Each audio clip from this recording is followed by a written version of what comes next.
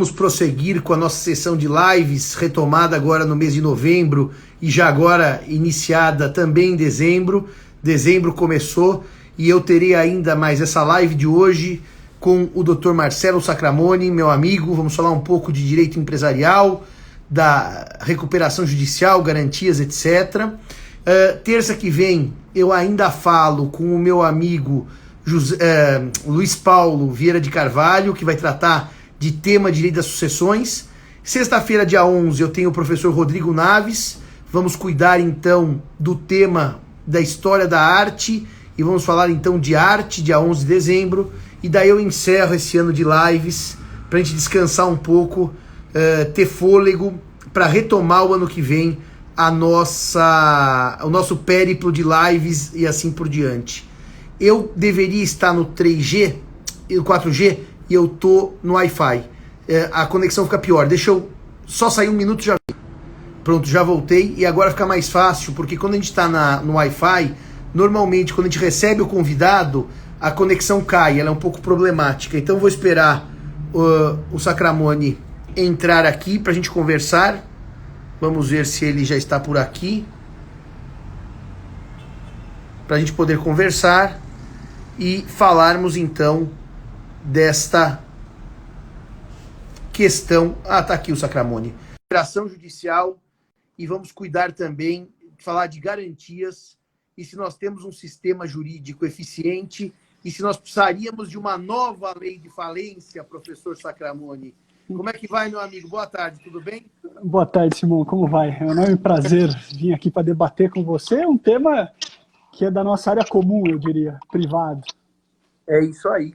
Olha, eu tô até com a gravata normanda hoje, que é a invasão de Minas Gerais em 66, porque essa live é a prova da invasão da civilística na área empresarial. Eu diria... Não. Eu diria que a extensão do empresarialismo para trazer para o direito civil luzes. É isso aí, meu amigo. Sabe que eu outro dia discuti até com o nosso amigo comum, o Gabriel, e eu fiz uma pergunta a ele que eu gosto de começar as lives sobre direito empresarial fazendo. A nossa lei de falência é uma boa lei mal aplicada? É uma boa lei em si bem aplicada? Ou é uma má lei mal aplicada? Ou seja, no fundo o que eu quero te perguntar é o seguinte: nós temos efetivamente um problema de lei de falência, de aplicação de lei de falência, ou nenhum dos dois? Nós estávamos no mundo ideal, daí alguém resolveu mudá-la. Só para eu compreender a sua visão inicial sobre esse tema que vamos conversar hoje, da recuperação judicial. Eu acho que a gente tem uma péssima lei de falência aplicada de maneira incorreta. Isso é a tempestade ideal. Uma péssima lei aplicada de maneira incorreta. Conta por quê pra gente. E, olha só, sem tentar ser muito chato, né? Porque a gente da recuperação acaba sendo do contra, mas a recuperação foi feita para criar um procedimento de negociação coletiva. Então eu boto todo mundo no mesmo barco para que aqueles ativos tenham uma melhor decisão para que todo mundo seja melhor satisfeito. E aí tem alguns pontos que eu acho que a gente não evoluiu ainda, que é o seguinte: primeiro, a gente não conhece história, porque senão a gente veria que os erros já foram no passado cometidos e que a gente não precisaria reproduzi-los. Primeiro ponto. E segundo, que a gente não sabe muito bem para que a lei serve. Então, desde o Valverde, quando a lei foi criada para proteger o sistema econômico como um todo, alocando poderes para aqueles agentes que teriam os maiores incentivos, que eram os credores, para decidir. Problema: no meio do caminho, a gente errou como instrumentalizar isso, e hoje, eu vou te dar um número, a gente tem uma recuperação judicial que é aprovada em 90% dos casos, só que só 18% dos processos conseguem ser encerrados. E aí você fala: poxa, mas o credor é economicamente ineficiente? O credor não sabe que ele está tomando essa decisão ruim? Que vai comprometer a alocação de ativo, tudo? Lógico que sabe. Ele tanto sabe que ele optou por alguém absolutamente ineficiente porque ele acaba recebendo antes do que outros mais privilegiados na falência. Então a gente tem hoje basicamente um instrumento legal que permite que estes credores tomem uma decisão que eles sabem que é incorreta. E aí você fala, diante desse contexto, o judiciário faz o quê? Ele tenta melhorar a lei que é ruim, criando uma anomalia e talvez um efeito ainda pior, que gera uma insegurança jurídica tremenda. Desenvolve só um pouquinho essa ideia. Qual é que é a aplicação que você... A sua visão crítica, portanto, é estrutural da lei, ou seja, Sim. A recuperação no Brasil não foi bem pensada, salvo para interesses de credores que seriam prejudicados se a falência viesse, porque não estariam entre os privilegiados, os eleitos. Agora, onde você acha que você vê a distorção da aplicação pelo judiciário? Várias. Vamos comentar do projeto de lei. Então, por exemplo, no projeto de lei houve agora aprovação no Senado e havia toda uma briga para o produtor rural ingressar ou não ingressar. Essa é uma enorme briga no direito empresarial. O produtor rural, que, portanto, não é empresário, só é a partir do registro, ele pode se submeter à RJ, entendia-se que podia, e, inclusive, ele pode utilizar os 2 anos antes, como período de atividade, porque era regular, ele não precisava ser empresário. Pois bem, isso foi internalizado no projeto. Diante disso, começou a se questionar o seguinte, poxa, mas isso vai majorar o risco de crédito. O banco, na hora que for emprestar valor, vai ter que saber que esse cara está em RJ e vai botar na conta. É verdade? É. Só que a recuperação é um procedimento para melhorar para todos os credores, não só para banco. E aí o que foi criado no projeto de lei? Foi criada a seguinte alternativa. Os créditos que não são decorrentes da atividade agropecuária não se submetem à RJ. E aí eu pergunto, Simão, vamos botar um exemplo. O cara que tem uma safra, deu muito dinheiro esse ano, a safra foi ótima. O que o produtor rural faz? Ele compra uma Maroc, compra uma lancha, ao invés de comprar semente. Sim. Certo? É isso, ponto. Beleza, entra em crise porque ano que vem choveu, ele não fez caixa e assim por diante, e ele pede recuperação. Você é o vendedor da Maroc e não recebeu. E aí eu faço o quê? Eu negocio com todo mundo, menos com você. O que eu vou fazer com a sua Maroc? Eu vou pegar a sua Maroc e vou vender, porque afinal o bem é meu, só existe um patrimônio. Claro. E você vai entrar com uma execução. O que o juiz da recuperação vai falar? Não, Simão, você está comprometendo a recuperação judicial. E aí, por conta disso, Simão, você tem direito, é inegável, mas eu não posso deixar você retirar, porque você vai prejudicar todo mundo. Por outro lado, os credores que estão na RJ vão falar o quê? Meu amigo, vamos passar qualquer porcaria, porque se falir, na nossa conta aqui também vai entrar o Simão. E aí a gente vai ter que dividir o bolo com ele. Então, por conta disso, é melhor aprovar isso. Mas não é a melhor solução para a gente. Eu não quero nem saber. É melhor para a gente individualmente e o Simão que se vire, porque afinal ele não vai receber. Então a gente começa a ter uma lei para proteger alguns e proteger créditos, sem pensar na consequência sistêmica. E aí, por exemplo, você vai pedir uma execução, você vai pedir daí depois a insolvência civil, porque afinal você tem uma execução, você não pode discutir, ele não te paga, você faz o quê? Ô Sacramone, mas peraí, se eu entendi bem, nós vamos ter, fora da RJ, esses créditos não ligados à atividade do produtor rural. E na RJ, as atividades ligadas. Mas no momento da falência, todos os créditos se juntam. A princípio, todo mundo se junta na falência. Na hora da falência, entra tudo, tá? Entra tudo. Então, pré-falimentar para tentar salvar aquele produtor e a sua atividade, nós vamos... Isso é um pouco confuso, né? Aliás, queria te perguntar como jurista, é sério, existe clareza no que entra e não entra nessas frases mágicas, o que tem a ver com a atividade entra, o que não tem não entra? Ou isso também é... Isso nunca existiu. Isso acabou de passar e é absolutamente uma anomalia que a gente não tinha. Então, o que a gente tinha era um conceito, e é extremamente interessante. Eu brinco o seguinte, que a recuperação e o direito de insolvência, de uma forma geral, ele tenta dar um passo sem compreender o direito civil e tenta chegar no direito de law economics, algo mais sofisticado, sem ter absolutamente nenhuma noção do que é economia. Então a gente fica nesse dilema, que é o seguinte, na nossa lei hoje, existe um artigo específico, que é o 49, que ele fala, entra tudo o que existe, vencido ou vencendo, líquido ou ilíquido, porque afinal todo mundo tem que dosar o que é melhor para eles próprios. É o princípio do direito civil, que se eu não puser tudo no mesmo balaio para começar a pagar, como é que vai ficar alguns fora e alguns dentro? A ideia é exatamente tentar ajustar entre tudo. Porque se eu deixar os vincendos fora, os vencidos recebem tudo. Claro, o que está escrito hoje eu entendo e tem uma lógica à luz dos princípios da insolvência. E, por outro lado, quem é credor extraconcursal ou não sujeito, que são, por exemplo, os credores que vão passar a existir depois da recuperação judicial, o credor tributário, porque a princípio a lei deu um tratamento privilegiado a ele, porque ele não negociaria. Esses caras ficam fora e pressupõe a lei que eles vão ser satisfeitos com prioridade, só que ela pressupõe, mas não determina. Então não existe absolutamente nada que obrigue o devedor a pagar primeiro todos os credores extraconcursais antes de pagar os concursais. Não existe. Então, naturalmente, eu estou incentivando esses credores sujeitos a se apropriarem de recursos antes da quebra, porque na quebra eles vão dividir.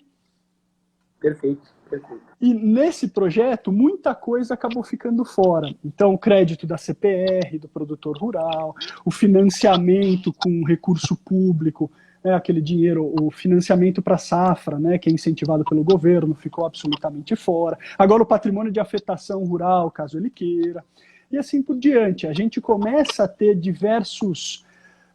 eu não diria que é lobby, porque o lobby é estruturado. E aqui me parece que é algo absolutamente incompreendido. Que é o seguinte, vamos tentar tirar da recuperação judicial para que o credor mais sofisticado consiga se satisfazer em detrimento do não sofisticado. A gente não percebeu ainda que o problema é a crise, e não a RJ. A RJ é o remédio. Claro. Para superar essa crise. E nessa, Simão, dentro desta lei, o judiciário precisa se posicionar. E aí ele acaba optando por uma terceira solução absolutamente não prevista em lei, eventualmente não negociada com seus credores, e assim por diante. Posso te fazer uma pergunta bem específica sobre a atuação do judiciário? Pois não. Você pintou um cenário bem claro do que está acontecendo, mostrou algumas coisas do projeto, que depois eu vou te perguntar outras. Eu almoçava com o Márcio Caril do Safra, até ele contava de artigos contraditórios no próprio texto de lei, que dão interpretações. Nós já vamos chegar lá, Sacramone, mas eu te perguntaria, onde você enxerga, então, nesse problema estrutural de uma lei de falência, talvez, pensada para atender interesses de um ou de outro, numa lei, num sistema de recuperação judicial, pensado para atender interesses de um ou de outro, onde você vê que o judiciário inova, e se inova bem ou inova mal? Eu queria que você mostrasse onde o juiz acaba, de certa medida, se destacando do texto de lei ou inovando. E aí não vem a razão, se é bom ou se é ruim, mas o juiz acaba criando o direito nessas questões de recuperação. Tem alguma questão interessante? Tem. Seguinte, historicamente, no decreto 7661 de 45, a gente, o Valverde, quando fez a lei que foi revogada, falou o seguinte, eu preciso tirar o juiz dessa equação, na verdade, porque ele interfere. Isso foi feito até 45. Em 45, especificamente, o Valverde falou o seguinte, na concordata, vamos colocar o juiz para decidir o que é melhor para os credores. E aí foi dada a concordata só se tivesse boa-fé. Aí a gente volta de novo, quando o Rames Tebet, que foi o senador que fez a nossa lei, falou o seguinte, olha, o juiz está fazendo bobagem, está dando concordata para pessoas absolutamente que não têm nenhuma condição. Então vamos tirar ele de novo do procedimento. Ele não interfere nessa negociação de forma nenhuma e ele só controla para que, como qualquer outro contrato, o credor tenha a informação necessária para decidir. Só isso. Mas eu não entro no mérito, na conveniência. O judiciário, ao longo desse procedimento, começou a interferir no procedimento. E começou a interferir porque ele entendia que esse negócio não estava sendo feito de forma a satisfazer o interesse de ambas as partes como um negócio jurídico bilateral. Uma das partes estaria sendo forçada na relação, a outra parte estaria ruindo, e pior, esse contrato que foi feito não aprimora o sistema econômico.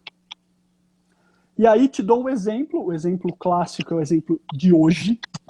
Existe na lei um dispositivo, que é o artigo 67, 68 e 57, são dois, que fala o seguinte, para passar a recuperação judicial, você precisa ou ter pago o crédito tributário ou ter feito parcelamento tributário. Claro, é expresso. De 2005 até 2013, a gente não tinha lei do parcelamento tributário para fins de recuperação. Aí o judiciário falava, olha, é verdade, você precisava, mas não tem lei. E por conta disso eu não exijo. Aí veio a lei, 13.044, em 2014. Daí o judiciário veio e falou o seguinte, olha, a gente tem lei, agora uma lei não é boa. E como a lei não é boa, porque o parcelamento é de 81 meses, mas a gente vê aqui que crédito quirografário, crédito com garantia real, que inclusive é mais privilegiado do que o tributo na falência, estão sendo feitos parcelamentos de 10 anos, então 120 meses. Então, como é pior o parcelamento aqui, não aplico. Afasta a incidência do... Não aplico. A jurisprudência do STJ é absolutamente consolidada de que não se aplica a exigência. Segundo ponto. Aí o Fux, o ministro Fux, do STF, pega isto há 3 meses atrás e fala, como? Está expresso na lei. Aplica sim. E hoje saiu uma decisão do Toffoli dizendo, não aplica não. Nossa. Nessas, a gente não sabe se quando eu peço recuperação judicial eu vou ter que pagar o crédito tributário ou não. Ponto. Segundo, por não pagar, existe... A jurisprudência se consolidou o seguinte, a execução fiscal continua correndo normalmente, porque então ele não está sob efeito da RJ. Aí foi criado uma segunda teoria pelo STJ, que é do juízo universal, que não está na lei, que é na recuperação judicial, só o juiz da recuperação pode retirar ativos, inclusive em relação a outros processos. Aí o juiz da execução, de maneira ultra desconfortável, tímida, me oficia e fala, Marcelo, eu sou um credor extraconcursal, eu tenho direito, quero fazer a penhora sobre esse bem, inclusive eu tenho 30 anos mais de carreira do que você me autoriza? Isso é surreal. É surreal, é isso. E aí eu viro para ele e falo o seguinte, a melhor interpretação que eu faço, eu só posso substituir para não comprometer o crédito dele. Então eu faço um juízo de menor onerosidade, que é surreal, porque está princípio geral do processo civil. Ele tem condição, ele foi treinado para fazer, assim como eu. Mas eu, obviamente, estou vendo o todo aqui e, eventualmente, eu tenho um incentivo para, diante de aquele bem, quebrar a minha RJ, comprometer, e falar para você, Simão, você tem direito. Sei que ela te deve, mas, olha, considerando os interesses maiores, eu não deixo você retirar. Pior, eu vou pegar os bens, vou vender para pagar os credores concursais, mas, olha, te desejo sorte. Mas, olha, ô Sacramone, deixa eu só dar um dado do direito civil que eu fiquei impressionado outro dia. Havia uma discussão numa ação renovatória de locação, olha como os temas se repetem. E, obviamente, para o locatário pedir a renovatória, tem que estar em dia com as suas obrigações, inclusive pagar o IPTU, se assim havia obrigação contratual. Então, o locatário falou assim, eu não paguei, mas eu pedi o parcelamento, eu entendo esses programas, portanto, eu estou em dia para pedir a renovatória. Mas, porque o senhor pagou, parcelou. Eu sempre achei que quem parcela é porque não pagou. E quem não pagou não renova. E o STJ, num voto da Lavra de São Silvio, diz assim, se parcelou, renova. Mas pera um pouquinho só. E se eu não pago no dia seguinte a decisão renovatória transitada em julgado? Eu realmente, essas questões tributárias para o direito civil geram também alguma dúvida, mas eu tô aprendendo muito com você. Não, e olha que ponto interessante, Simão. Essa é total sua praia. Direito civil, contrato. Tem lá no 49 o seguinte, todos os débitos, né, então os créditos, né, da parte contrária, vencidos ou vencendo, se sujeitam à recuperação. Eu tenho um contrato com você, vamos pegar o mais simples possível, aí por você mesmo dito, locação. Posso submeter à recuperação judicial as parcelas do aluguel do período que eu ainda não gozei? E aí dizendo o seguinte para você, e podia ser uma safra, qualquer coisa. Simão, estou pedindo recuperação, vou continuar no seu imóvel aqui, mas no meu plano de recuperação, esse aluguel eu vou pagar só 1% em parcelado em 20 anos, tá? Obrigado. Crédito é existente? É existente. Claro, claro. É vencendo. Claro. É um termo. Se eu for viajar, eu continuo sendo obrigado a te pagar. Claro. E então, daí você fala o seguinte, poxa, não é possível. É possível, não sabem no direito brasileiro, que é um contrato de duração com prestações sucessivas. Sim. O que gera um enorme imbróglio jurídico.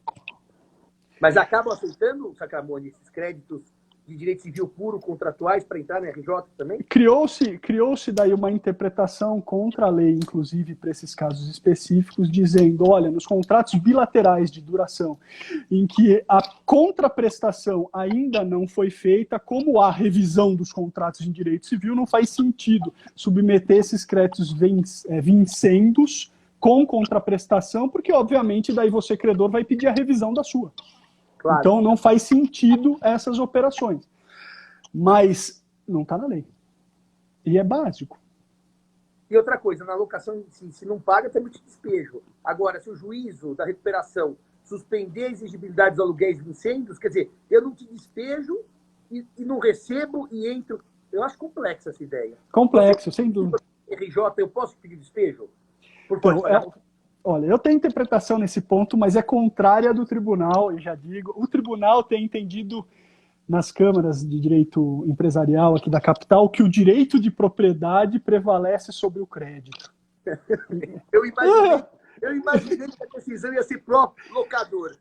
Então, não, mas e aí ele fala, olha, pouco importa se você está em RJ ou não, como você não pagou, ele te despeja. E aí eu falo o seguinte, ora pois, o direito de propriedade, eu entendo, concordo, né, que é absoluto desde que você não tenha disposto. E você dispôs no contrato de locação.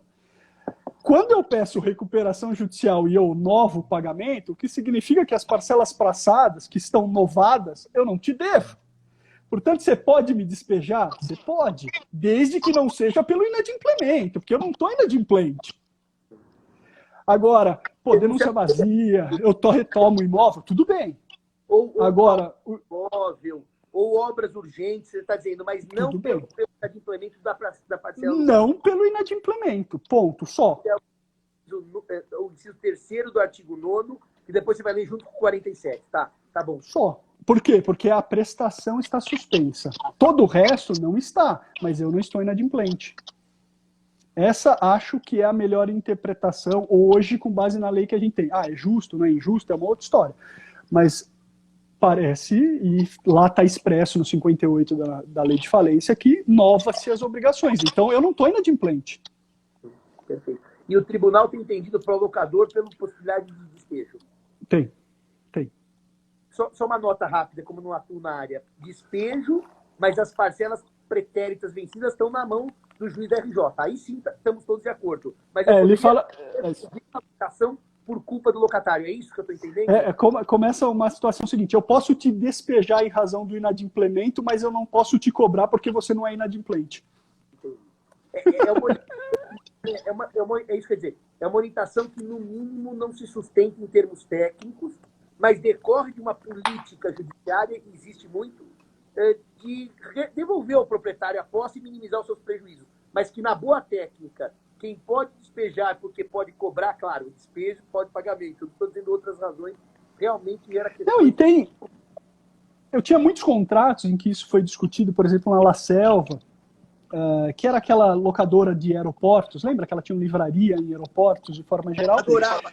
O Sacramone não saía da La Selva porque gostava de comprar livros e revistas para ler nos aviões. Adorava. Todo mundo adorava. E aí ela vinha e falava, olha, eu quero despejar porque o meu contrato não foi prorrogado e eu não sou obrigado a prorrogar. Tudo bem. Acabou o contrato? Pode despejar absolutamente sem nenhum problema. E ela falou, eu não quero... Isso é muito interessante do direito econômico, né, na análise econômica. A princípio, esses aeroportos, e antes a própria Infraero, se sentiu absolutamente prejudicada pelo plano de recuperação judicial. Tão prejudicada que ela me disse, olha, com você eu não contrato mais. Não vou renovar essas contratações. Não sou obrigado. Não deu o prazo, então eu não estou submetido a 51. Então, eu não vou renovar. Venceu o contrato, tenho dívida, né? Você tem dívida comigo, pouco importa, eu estou na RJ, mas, meu amigo, passar bem. E nessas, ela perdeu todas as locações dos aeroportos e veio a falir, porque afinal a atividade dela era essa. E aí você está bem trazendo um ponto que é de muito interesse, que é o impacto econômico das decisões judiciais. Que, aliás, eu só vou fazer uma nota rápida, que a gente poderia até uma hora passar uma nova live só comentando isso, que eu adoro esse tema, there is no free lunch, né? Eu brinco sempre com aquela história de condenar a shopping center pelo atirador, o Matheus Meira, se eventualmente aquilo tivesse sido mantido, o STJ derrubou, você imagine o impacto econômico para cada shopping, em cada cinema, imaginar que teria que ter uma porta detectora de metais. Eu brinco que tudo acaba na tarifa, tudo acaba no custo e tudo acaba em aumento de preço. E a gente que gosta muito dessa ideia de indenização para tudo, acaba depois sofrendo esse impacto às decisões econômicas. E só mais uma última nota. O Araújo brinca, meu amigo que é especialista, é titular catedrático de análise econômica, que os sapatos no Brasil são mais caros no Brasil do que os brasileiros em Portugal por conta do CDC, que o Código de Defesa do Consumidor torna o sapato brasileiro no Brasil mais caro que o sapato brasileiro em Portugal. É só uma questão aí para fazer uma provocação. Agora, olha, o Araújo, rapidinho, o Araújo, até que você fez referência, acabou de publicar, saiu no Valor, ele está fazendo um estudo, mas que ainda não foi publicado, mas ele só deu o resultado, que foi basicamente o seguinte: olha, o judiciário está dizendo que não quer quebrar a empresa porque quer manter os postos de trabalho. Vamos olhar o que aconteceu com esse empregado, que é super interessante.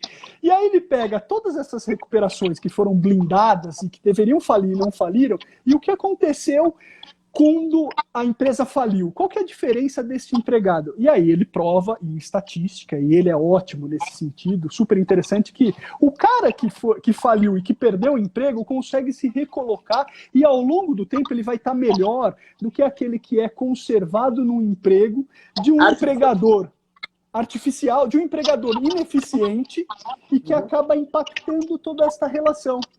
Para trocar em miúdos, é melhor um fim horroroso do que um horror sem fim. Eu posso dizer, eu vi isso ao vivo em cores em Lisboa, num debate interessantíssimo, não li o estudo dele, mas ele vamos dizer assim, fez um teaser, um appetizer em janeiro em Lisboa sobre esse tema, e ele exatamente chegou a essa conclusão que o amigo está dizendo. E depois podemos até marcar, depois nós três fazemos um bate-papo via Zoom, porque ele vai adorar a conversa. Agora, Sacamone, vamos chegar num tema que me é muito caro e que eu andei conversando com nossos amigos Gabriel Bragança, o Márcio do Safra. Calil. Eu realmente não consigo entender o que ocorre com as garantias que você, devedor, me deu quando você, devedor, entra em RJ e eu sento numa mesa com os meus colegas credores e a maioria decide que o plano é ótimo, para mim ele é péssimo, e a minha garantia, o que acontece? E o que acontece com a minha garantia nesse projeto que foi aprovado pelo Senado? Vamos falar um pouco de garantia do crédito agora, Sacamone. Bom, eu acho que garantia é um dos temas no Brasil mais desprezados. A verdade é essa. Em Portugal, que você fez referência, o Menezes tem uma obra só sobre isso, um compêndio de garantias, que é um ponto mais importante. É curioso, porque garantia a gente testa quando a empresa está em crise, e em crise já é mais minha área. E aí, na recuperação e falência, tem o primeiro indicativo. Primeiro dos pontos, o próprio Araújo, que você fez referência, tem um estudo específico que quando passou a lei de falência, o custo do crédito no Brasil ficou mais baixo. E ficou mais baixo principalmente porque a gente colocou a alienação fiduciária e a cessão fiduciária para fora da recuperação judicial, que é efetivamente a nossa única garantia de verdade. Okay? Porque fica fora da RJ. Se eu estou em crise, você vem, toma o bem, se paga, amortiza se for cessão ou é obrigado a vender na vedação do pacto comissório, se paga. Uma notícia, para quem não entendeu, que essa estrutura de propriedade fiduciária, que é clássica, a propriedade não é de quem está com a coisa, é do credor. Quem está com a coisa tem direito a ela se quitá-la. Então, realmente, como eu estou com bem de terceiro, eu vou lá e arranco. Acabou.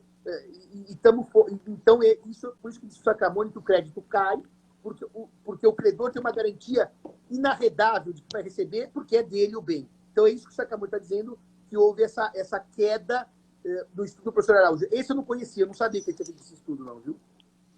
Foi feito e quando passou a lei, reduziu-se o valor do crédito.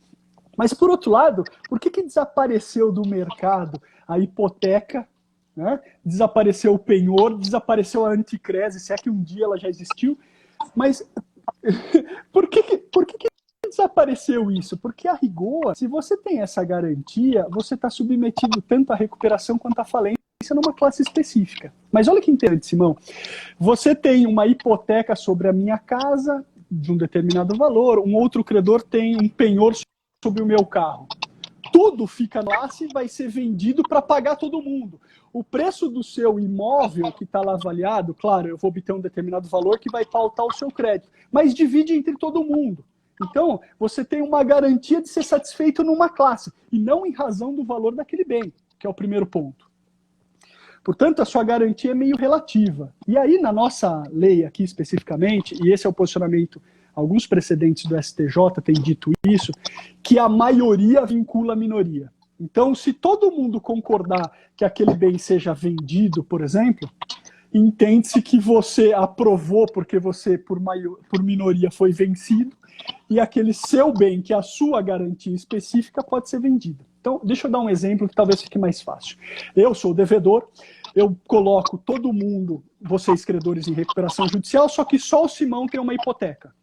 E eu boto no meu plano de recuperação o seguinte: credores, se vocês aprovarem esse meu plano, a gente vai vender o bem do Simão. A hipoteca do bem no bem meu, mas a hipoteca do Simão. Obviamente, todo mundo vai concordar, porque afinal é irrelevante, menos o Simão, que vai ficar louco da vida. Claro. E aí o STJ pautou o seguinte: a maioria vincula a minoria. Isso significa que tacitamente, pela maioria, o Simão concordou em renunciar à sua garantia. E aí eu falo, ora, maioria e minoria existe se a gente tem uma comunhão. Aqui não tem comunhão de interesses. O interesse seu é absolutamente diverso de alguém que não tem a garantia. Então não faz o menor sentido a maioria vincular a minoria. E nessas acabou de novo com a sua garantia. Porque se fosse ainda uma decisão de maioria dos credores hipotecários ou dos credores com garantia real, ainda que fossem credores pignoratícios e credores hipotecários, todos têm garantia. Agora, os quirografários decidirem pelos que têm garantia, não, é porque, no mínimo, é uma perversão do sistema. Porque daí nós temos que concluir para o direito privado que a garantia prevalece até que haja recuperação. Depois ela cessa. Porque, afinal, se outros decidem por mim, é uma garantia que cessou. Eu tenho uma pseudo-garantia no momento que eu entro em recuperação judicial. É isso que acabou? Não, e você tem uma garantia, você não pode discutir essa garantia, porque afinal você está sujeito a esse procedimento. Mas olha, Simão, eu queria te destacar o que aconteceu no DIP. O DIP no projeto de lei. O que é o DIP? O DIP é um financiamento para a empresa em recuperação. Então eu dou empréstimo para o cara que eu sei que está em crise. Obviamente eu preciso te estimular a dar esse empréstimo, porque senão você não vai me emprestar. E aí o que foi criado? Foi criada a garantia subordinada na nossa lei, o que é ultra interessante. Chama garantia subordinada, ninguém fala que é garantia real, mas dá a entender que o é. Que é o seguinte, eu já dei esse bem em hipoteca, eu posso fazer uma hipoteca de segunda ordem para o novo credor. E aí, a princípio, você fala, pô, hipoteca de segunda ordem, tudo bem, isso aí já existe. Claro. Como uma penhora de segunda ordem. Só que este novo credor não está sujeito à recuperação. Então você que me deu o dinheiro, se você não recebeu, você vai escutir a garantia. Você vai escutir, portanto, a hipoteca. Você pega o bem e coloca à venda.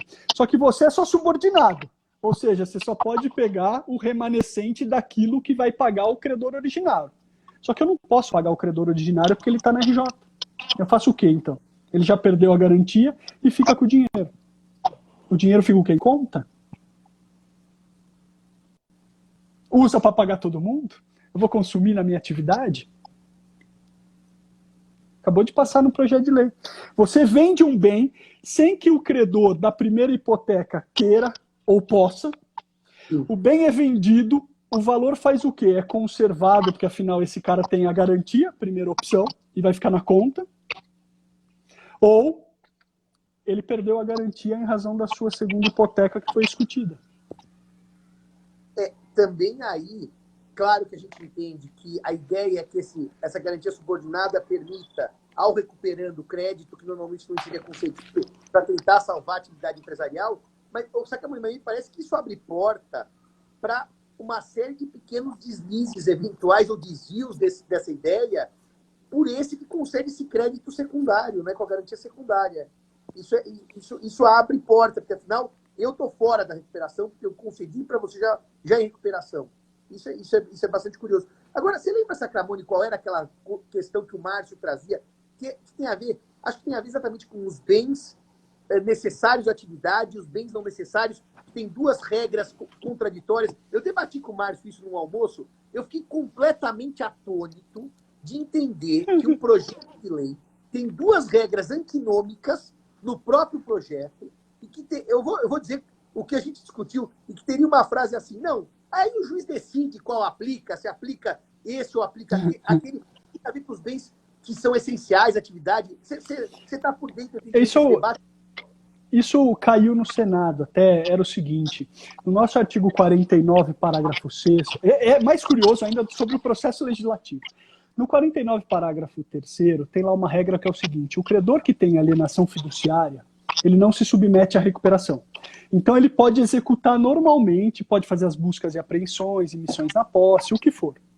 Só que, se o bem for de capital essencial, ele não pode retirar durante 180 dias, que era o período de negociação. Ponto. O que aconteceu? No artigo 6º do projeto, que passou na Câmara, tem uma alteraçãozinha, que era o seguinte, esse período de suspensão, porque o artigo 6º versa sobre o período de suspensão. Suspende todas as ações e obrigações em face do devedor, em face de todo mundo, né, todos os exequentes terão que obstar essa sua pretensão, exceto o credor com alienação fiduciária, a menos que seja um bem essencial, mas não de capital. Então, no artigo 6º, falava-se o seguinte, olha, você pode continuar a execução, mas não pode retirar nem essencial, e no 49 fala bem de capital essencial. E aí você fala, pô, diferenciazinha deste tamanho. Não, é um monstro. E aí eu te digo, dinheiro. Pelo 49, parágrafo 6º, esse banco pode retirar o dinheiro, porque dinheiro não é bem de capital. É só essencial. Pelo artigo 6º, o banco poderia prosseguir com a execução, mas não poderia fazer nenhuma retirada de bens essenciais. Isso passou na Câmara. E passou especificamente com essa redação. No Senado, foi entendido que era só uma emenda de redação e que não alterava o sentido. E aí, em plenário, falaram, coloca um bem de capital aí. E aí foi colocado. Sem que volte para a Câmara. Então não volta mais. Então isso está resolvido agora. Foi colocado como emenda de redação, porque eles disseram que queriam fazer isso. Não é verdade, mas entendeu-se que essa briga e essa controvérsia não era mais necessária. Até só um parênteses também, eu que acompanhei o finalzinho da tramitação do Código Civil, o que houve de emenda de redação, que era emenda de conteúdo do tipo, onde está cônjuge, ou companheiro, mas isso não é redação, isso é mudar a extensão. Não, é só de redação. Não, colocaram não. Tem, por exemplo, olha, um caso interessantíssimo. Tem uma que é assim, caso ocorra uma ineficácia, a operação, em razão da contratação, por exemplo, o juiz reconsiderou a recuperação judicial. Então, o tribunal passou por cima, eventualmente, de uma decisão de homologação que mandava vender os bens. E os bens foram vendidos. Existe um dispositivo que falava, esta venda não poderá ser mantida, essa venda, como é que é? Será afetada por essa decisão que reverteu. Aí no Senado colocaram a partícula não. Então agora, como emenda de redação, esta venda não poderá ser afetada. E isso foi considerado uma emenda de redação. O não quase muda nada. O Sacramento quase muda nada.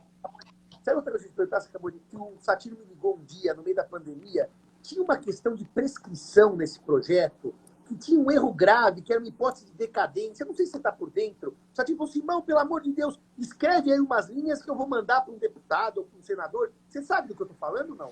Isso caiu, na verdade. Tinha um erro grave aí. Isso caiu, na verdade, que era o seguinte, hoje mudou-se a regra, e daí essa prescrição acabou não fazendo mais sentido por conta disso.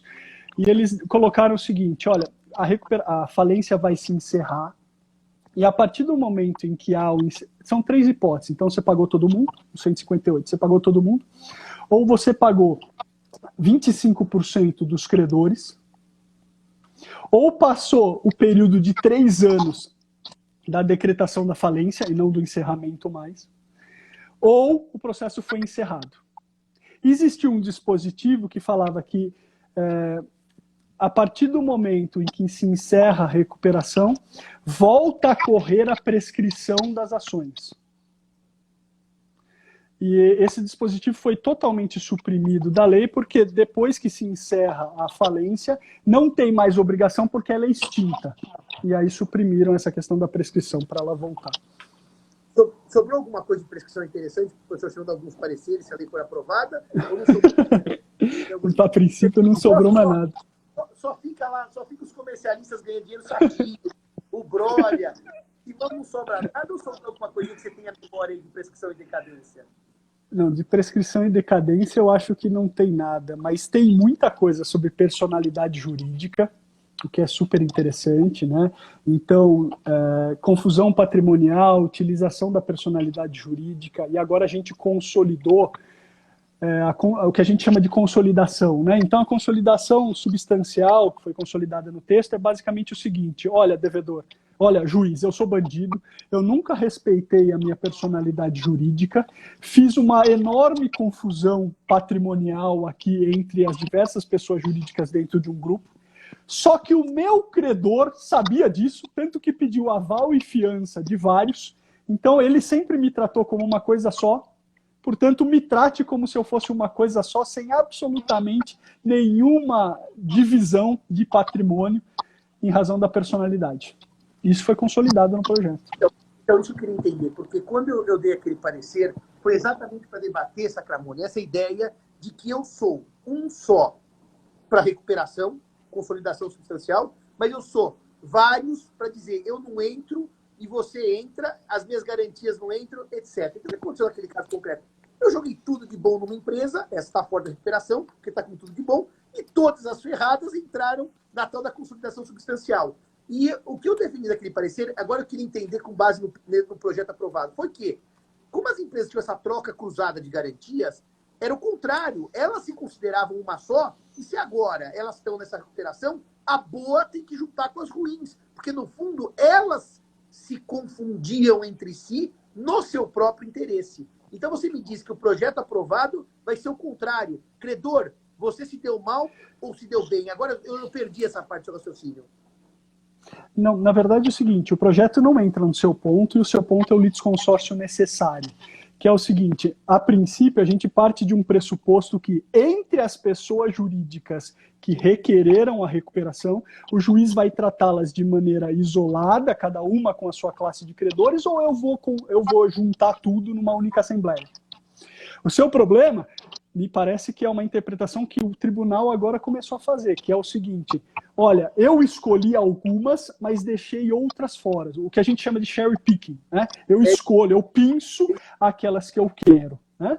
E aí o judiciário aqui de São Paulo, num precedente, hoje já tem 3, o mais famoso é o caso Dolly, o Tribunal de Justiça falou o seguinte: se tem confusão patrimonial antes, você não pode, a sua pessoa jurídica, na verdade, é um saco de dinheiro e de dívida. Então, você não pode optar por trazer uma parte ou não trazer.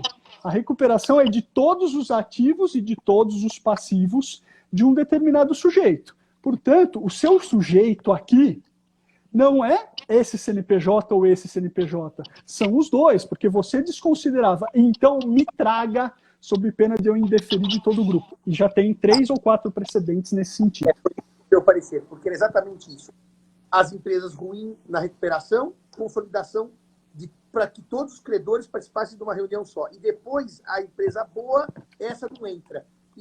E exatamente a ideia de confusão, porque os donos de todas eram as mesmas pessoas físicas, com as mesmas participações. Então, agora, olha que interessante, porque a gente considera isso como o quê?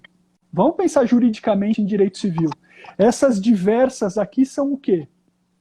São uma sociedade em comum? Acho que sim. Elas não fizeram uma personalidade entre todas.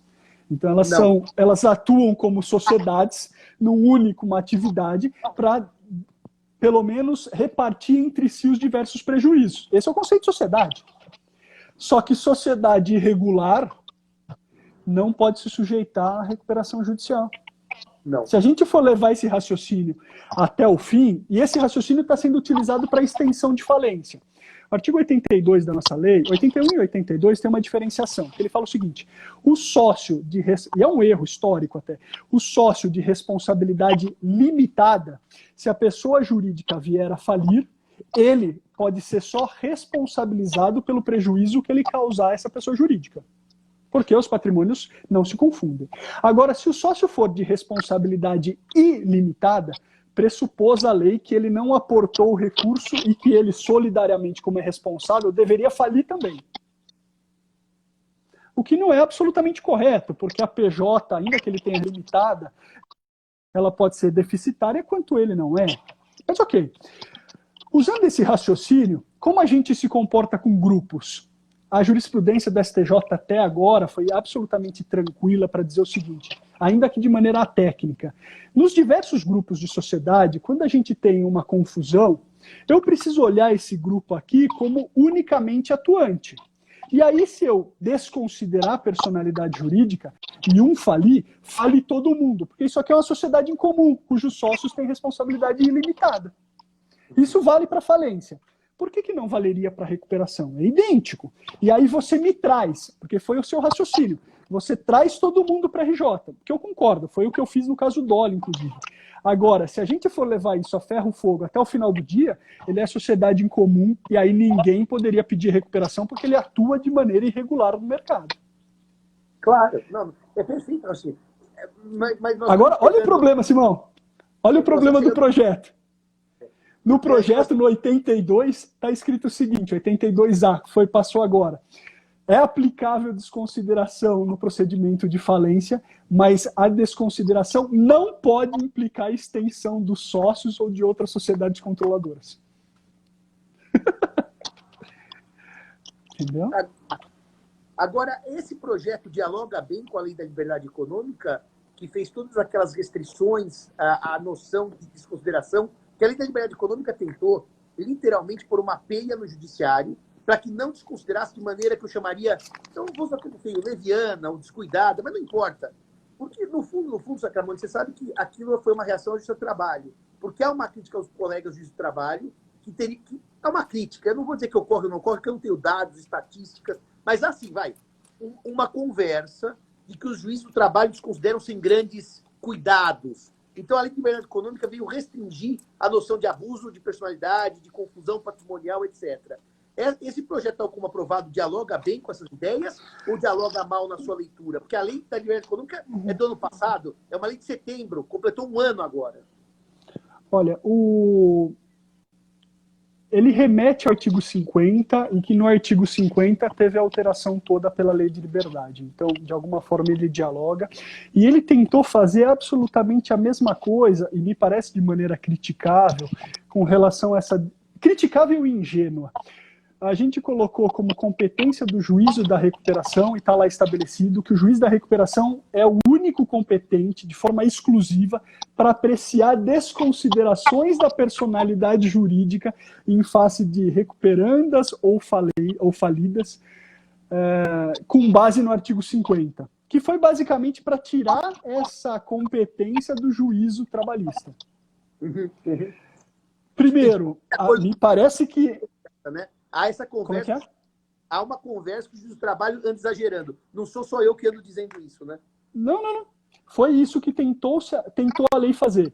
Primeiro, eu acho absolutamente equivocado, porque a gente está aplicando uma legislação civil numa disciplina trabalhista. E, a princípio, a regulamentação trabalhista é diversa. Não é porque eu digo que vai aplicar os 50 que ele é aplicável. Primeiro dos pontos. Segundo ponto, tem um pequeno detalhe aqui que se chama Constituição. E na Constituição, no artigo 109, fala que o juiz do trabalho é exclusivamente competente para apreciar demandas trabalhistas. Então, me parece que a lei ordinária não pode passar por cima dela. É verdade. Para dizer o mínimo. Isso vai acabar em conflito de competência, né? Isso vai acabar em conflito de competência entre as instituições. Isso vai acabar em conflito. Deixa eu só deixar alguns abraços antes de seguir. Tereza, minha orientadora do coração, te amo hoje, sempre e para a eternidade. Eu tenho ontem com a Tereza. A Renata Lancelotti, Renata, quer dizer uma coisa, o Satira é um tratante. que eu falei, marca o almoço nosso com a Renata, e o Satiro não marcou, então não estou embora. Quem está embora é o professor Satiro, professor Francisco Satiro, meu querido amigo. Sacramone, nós estamos agora com os 10 minutos finais, eu sempre gosto nesse finalzinho de live, deixar o meu convidado livre para suas considerações, o que acha relevante sobre o tema. E eu vou fazer uma pergunta provocativa que me parece óbvia. O projeto aprovado é pior do que o que nós temos hoje, ou seja, nós vamos caminhar para uma piora. Ou tive uma impressão errada nas nossas críticas aqui? Eu gosto da anedota que foi criada pelo Gustavo Lacerda, que trabalha com a Sheila Cerezetti, nossa amiga. E o Gustavo fala o seguinte... Pera um pouquinho só. O Gustavo, tratante, não quis ir no semana passada com a gente, porque acho que vai pegar Covid. Gustavo, você não vai pegar Covid. Você pode tomar uma cerveja, está com distanciamento social, máscara, álcool gel, ninguém vai te beijar na boca, nem eu, nem o Zé Paulo, nem o Felipe. Pode tomar cerveja. Mas agora, o Gustavo é um amigo do coração. Agora, fala do Gustavo. O Gustavo criou a anedota que me parece que representa muito bem o que foi feito, que é o seguinte: diante de um frio siberiano, a gente entra numa loja de roupa e compra tapete. E foi exatamente isso que aconteceu. A gente não resolve o problema que temos e a gente cria problemas absolutamente novos quando o frio siberiano vai bater a porta, que é o fim da pandemia. Então, eu brinco sempre que a gente tem uma visão, e a gente, que eu falo todo mundo, todos os agentes, inclusive o legislador, nesse caso específico, que é ingênua na seguinte medida: eu vou passar a interferir e, de alguma forma, alterar uma relação negocial entre devedor e credor. Quando no direito empresarial, o devedor é o que faz da sua atividade profissão e faz um conjunto de atos reiterados, assim como o credor. O que significa que, se de alguma forma o judiciário interferir nessa relação, eu vou criando uma barreira, um custo de transação, tanto o devedor quanto o credor vão alterar o seu comportamento para maximizar a riqueza. E qual que é a maximização? Diante de uma insegurança, eu não vou contratar. Só que aquele devedor faz do contrato a sua profissão. E ele talvez passe aquela recuperação judicial e vai morrer no dia seguinte, porque existe um enorme risco reputacional caso os credores se sintam lesados. Ninguém vai prestar dinheiro para esse cara no dia seguinte. Ninguém vai fornecer. E é o que a gente tem visto na recuperação. Todo mundo só fornece mediante pagamento à vista para a empresa em recuperação ou pós-recuperando. Então ele sai do plano, ele sai do processo, mas ele quebra. Não faz o menor sentido isso. E aí, Simão, para finalizar, me parece que o projeto criou enormes distorções, um ambiente de absoluta insegurança jurídica. Para citar o 22B da lei, fala que eu posso ingressar, para quem gosta de mediação, ele fala o seguinte: olha, Simão, você é meu credor, eu quero fazer uma mediação com você. Então eu peço para o judiciário para suspender o cumprimento das suas obrigações. Mas aí você fala, pô, mas eu não quero que suspenda. Eu negociar é uma coisa, eu não executar é outra. Segundo, eu peço uma mediação, peço esse standstill imposto e falo, Simão, tá marcado aqui, mas hoje eu não vou, viu? Porque é óbvio. O meu interesse não é te pagar ou negociar, o meu interesse é que você não me execute. E a lei permitiu que todo mundo possa ingressar com isso. O que significa que se eu posso não pagar, eu também quero. Claro. Não, e aí eu vou ter que dizer uma coisa para você, Sacramone, que eu não posso deixar de pegar seu gancho. Muito se debateu na pandemia o dever de renegociação dos contratos. Esse dever de renegociação. Eu até ouvi uma palestra do professor alemão, trazido aí online pela Paula Forgione, nossa também querida amiga, ela e o Satiro, querido amigo. A Renata pode cobrar o almoço mesmo, que ele que está devendo. Mas só para prosseguir aqui, e eu sempre disse uma frase, Sacramone, que eu acho que é óbvia. O que é o dever de renegociação se eu não consigo definir a sua extensão? Se eu mandar um WhatsApp, falar, Sacramone, vamos renegociar, eu cumpri o dever? Você diz assim, Simão, vamos. E morreu aí em 2 WhatsApp. Ou eu preciso fazer uma proposta. Bom, se é proposta, não é negociação. Eu estou exigindo uma proposta de revisão contratual. Eu brinco sempre que esse dever de renegociação, assim como essa ideia de vamos parar tudo porque eu quero negociar, mas eu não quero negociar. Não, mas você quer porque eu quero, então suspender as obrigações. É no mínimo uma coisa que gera um problema jurídico, que é o seguinte: um dever que eu não consigo aquilatar a extensão, eu não consigo aquilatar o inadimplemento. Eu não sei o que é inadimplir um dever, que eu não sei qual é o dever. Por isso que eu tenho um amigo que eu adoro de paixão, mas que tem um título, o inadimplemento da boa-fé objetiva. Boa-fé objetiva não se inadimple, porque boa-fé objetiva ou se age com ela ou não se age com ela. Não há inadimplemento porque ela não tem dever com extensão, dever de lealdade, dever de sigilo. Portanto, essa da mediação é uma porta aberta para os credores ficarem à mercê dessa vontade de negociação do devedor. Fantástico. Olha, meu amigo, além de tudo, além de prejudicar a recuperação, prejudica a própria mediação. Então, ele afeta os dois institutos. Quem está defendendo isso como bandeira, como mercado, não entendeu que vai prejudicar o próprio campo processual. Olha, o nosso papo foi tão agradável e eu vou remarcar, agora não que as lives vão acabar, porque eu vou tirar férias de live e férias do escritório. Até eu brinco que na hora que a gente tira férias, aparece um parecer novo, eu vou entregar semana que vem, porque eu ia tirar férias antecipadas, não vou. Mas no ano que vem, vamos fazer uma pautazinha de outros temas que vale a pena a gente trazer para os colegas e conversar.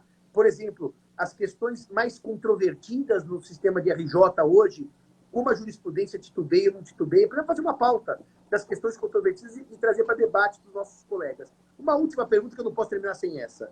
O Senado aprova. E agora não volta para a Câmara, como o próprio amigo disse, vai para a sanção presidencial, certo? Vai para a sanção e há indicativo de veto pelo senador, mas o Ministério da Economia avisou que não vetará absolutamente nada ou que os vetos serão absolutamente pontuais e que a lei passou. A expectativa é que seja aprovada a lei ainda este ano e dizem que a única coisa que será vetada será a vacácio de 30 dias da aplicação. Começa já. Começa já. Bom, então, essa informação eu também tinha, eu só queria ver se estamos na mesma página, que é uma lei desejada pelo governo, pelo Executivo, e que, portanto, ela vem do jeito que está, porque eu sempre digo que o RJET, depois que aconteceu que o presidente derrubou metade do regime especial das relações de direito civil, e depois o Congresso derrubou o veto e voltou tudo, mas que essa lei é uma lei que está no agrado do Executivo, e, portanto, ela veio como está. Estamos na mesma página de informação de bastidores. Sacamone, eu não preciso nem dizer para você a alegria de conversar contigo. Eu preciso dizer para você que, meu colega franciscano, que é ótimo ver que tem gente ainda que pensa, critica e articula a sua opinião. E vamos pensar no ano que vem novos temas para a gente debater desse direito empresarial, nessas intersecções com o direito civil, que são sempre incrivelmente bacanas. Espero que você tenha gostado tanto do nosso papo quanto eu gostei de conversar com você nessa nossa tarde de hoje. Foi ótimo, eu fico absolutamente à disposição. Vai ser, inclusive, ótimo para eu aprender diversos temas com você de direito civil na interface do direito empresarial. E eu acho que, além de tudo, como a gente tem uma lei nova, a gente precisa começar a pensar em soluções diante do que foi posto, para talvez melhorar um pouco o sistema e conseguir aprofundar alguns pontos, algumas reflexões. Eu estou absolutamente honrado com o convite e já aceito. E posso te contar uma coisa? Eu vou começar uma série de lives no ano que vem, e esse ano, mas não deu tempo, com a Gisela Sampaio da Cruz e com a Aline Terra sobre inexecução das obrigações. Elas estão com a segunda edição do livro, e claro que RJ é inexecução das obrigações e tem tudo a ver. E nós vamos realmente começar programas quinzenais. Você será nosso convidado, porque eu acho que esses temas merecem entrar nessa abordagem de descumprimento das obrigações. Obrigado, Sacramone. Um bom final de ano. Um grande abraço. E nos vemos brevemente, tá bom? Obrigado. Foi um prazer, Simão. Obrigadão. Um abraço. Abraço. Tchau, tchau.